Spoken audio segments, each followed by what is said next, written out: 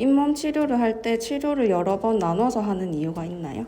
치석의 위치에 따른 특성하고 관계가 있는데 치석이 잇몸 주변부에 부착이 되어 있는 경우에는 비교적 치아에 약하게 붙어 있기 때문에 초음파 스케일러로 제거가 용이하고 그리고 통증이 심하지 않기 때문에 한 번에 모든 치아를 진행할 수 있습니다.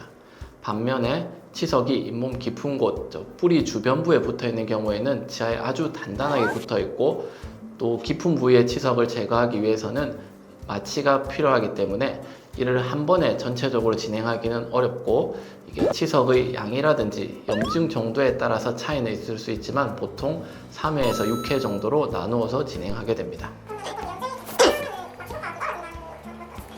보통 이제 염증이 조금 심하다고 해서 마취 효과가 많이 떨어지진 않는데 이게 염증이 너무 심하고 약간 급성 증상이 나타나면서 이게 단순 염증이 아니고 우리가 농량이라고 해서 고름이 차거나 하면 이 고름 내부로 마취액이 침투가 잘 안 되기 때문에 마취 효과가 조금 떨어질 수 있습니다.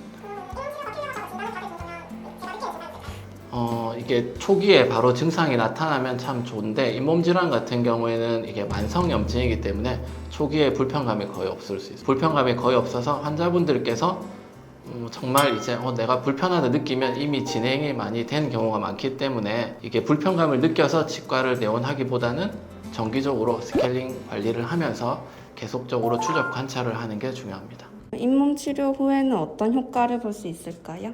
잇몸 치료 효과를 한마디로 말씀드리면 잇몸을 건강하게 만드는 것입니다. 치료를 통해서 염증을 해소하게 되면 통증이라든지 출혈은 자연스럽게 감소하게 됩니다. 다만 한 가지 고려해야 되는 것은 잇몸 치료 후에 오히려 잇몸이 많이 내려가서 불편감을 호소하시는 분들이 계십니다. 하지만 이는 잇몸 치료 때문에 잇몸이 내려갔다기보다는 잇몸의 염증 때문에 이미 내려가 있던 잇몸이 그간에는 이게 많이 부어서 잘 인지를 못하고 있다가 치료 후에 붓기가 빠지면서 드러나는 것입니다. 내려간 잇몸을 다시 올린다든지 이러한 부분은 아주 힘들기 때문에 지금 현 상태에서 계속 유지 관리에 신경 쓰는 게 중요합니다.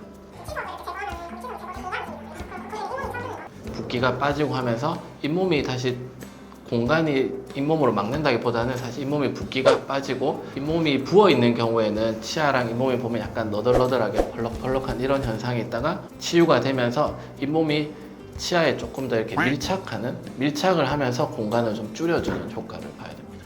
그렇게 되다 보니까 상대적으로 잇몸이 내려가게 되고 치아 사이의 공간은 조금 더 커질 수 있죠.